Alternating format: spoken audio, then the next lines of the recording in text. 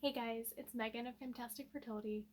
I wanted to make a quick video today because I wanted to talk about this topic of what do you do when you're charting and for whatever reason, maybe you're not quite able to chart all your biomarkers, or perhaps you're really overwhelmed. There can be so many reasons why this type of situation can come up with charting, but what I want to emphasize is the nature of charting your cycle, particularly when we're using it for health or natural birth control or whatever goal, is such that the rules of the method are designed with fertility awareness to accommodate life, to accommodate, when you do have vacation or illness or travel, or in my case, most recently last cycle, I experienced a bit of a resurgence of my symptoms with my disability. And so I was not physically able to observe for cervical mucus right when I was about to actually confirm ovulation. And if you're familiar with charting your cycle, you know the importance of satisfying the different rules to actually successfully confirm ovulation on that scientific and physiological basis.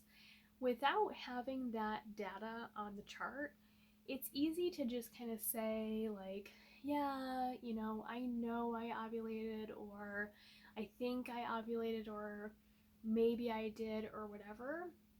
But without that actual data on the chart that meets the different rules and the different criteria of an actual established fertility awareness based method, we really can't actually confirm ovulation without that data.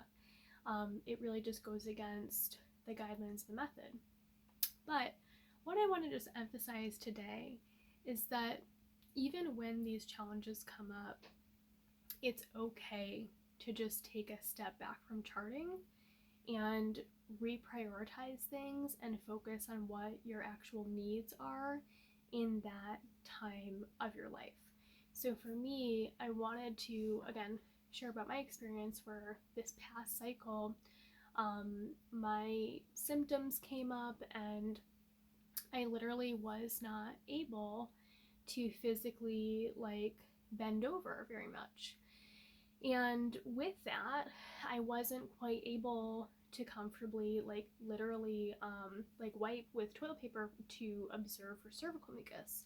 I was able, obviously, to do what I needed to do in the bathroom, but when it came to cervical mucus checks, I just was so overwhelmed by my symptoms, I was not able to do it. I just did not have the mental bandwidth to do it. And for my case, it was like a physical barrier, a mobility barrier, an issue for this particular cycle. But in your own life, it may be something like that. It may be something where you're, again, traveling or going on an unexpected trip. If there's some sort of emergency, or if you're just really overwhelmed with life or work or school and you just feel like, hey, I need to take a break from some things, it's totally okay to take a step back with fertility awareness charting. What I want to emphasize, though, is you can still achieve correct use of the method by simply reprioritizing and adjusting your behaviors to fit where you're at in your cycle.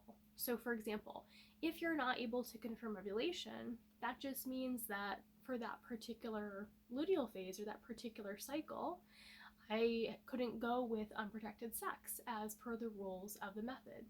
I wasn't able to confirm, and so I just wasn't able to either, establish those days as infertile. So, in accordance with the method, with that missing data, all I did was, okay, for the rest of this cycle, I'm just going to adjust and we just won't have any unprotected sex. And next cycle, I can always try again. But what was most important to me in real time was to actually just simply allow myself and my body to heal, to kind of calm down my nervous system, allow my body to heal, allow my muscles to relax out so that for next cycle I can reapproach and it'll be fine.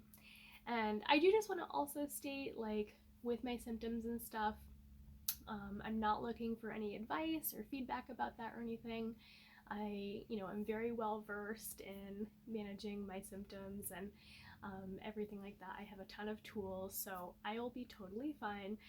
But I really wanted to just emphasize and kind of normalize that fact that sometimes with charting, it's perfectly okay to not chart perfectly, and you can still use perfect or correct use of the method by simply adjusting your behaviors.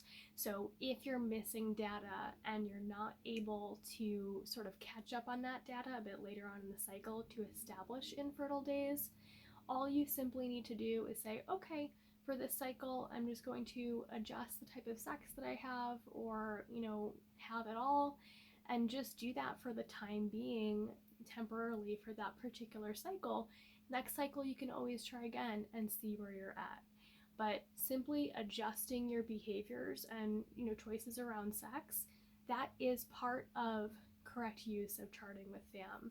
And so it's totally expected that as part of life, if you're someone who's been charting like me for years, I just finished, I think, cycle 90. I'm currently in cycle 91 because I got my period today. And so if you're someone like me, you know from experience, life happens. You may travel, you might get sick, you might have, like me, a disability where sometimes on occasion there's mobility issues. Whatever the case may be, it's okay to adjust and just take a step back.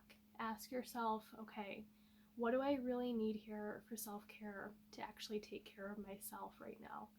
Sometimes in life things get so overwhelming and so stressful that we really just need to take a step back.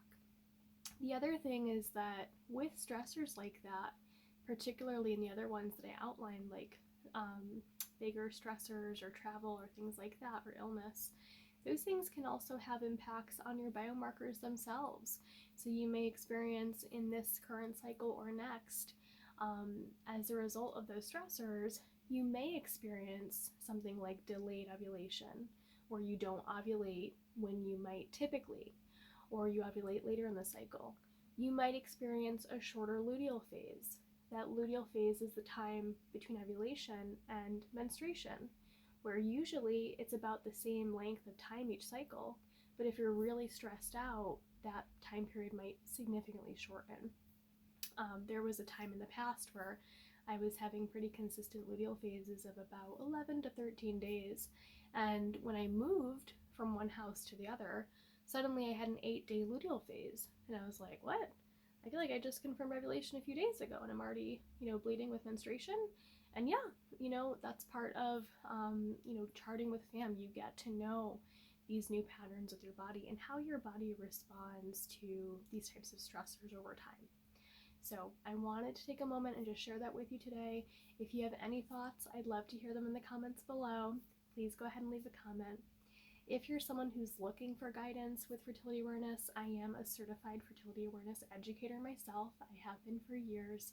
I've worked with over, I believe at this point, not totally exact in the exact number, but I believe it's over 170 or over 180, right around there, clients at this point in time, where through my online course, I've been able to guide them through step by step with learning how to chart their cycle. What's different about my course and the way that I support my clients is I'm all about adjusting people's content and feedback to fit best with their learning style. I also offer ongoing support for all my clients, so that if you're someone who needs a lot of support throughout your learning phase, I'll be there for you. If you're someone who a year from now, 2 years from now, your situation changes, you have a new question, anything that comes up, I will be here for you. So if you're interested in that, please go ahead and schedule a free connection call with me at the link in the description down below, and I really look forward to hearing from you. Otherwise, have a great day, everyone. Thanks so much for listening, and I'll see you next time. Bye.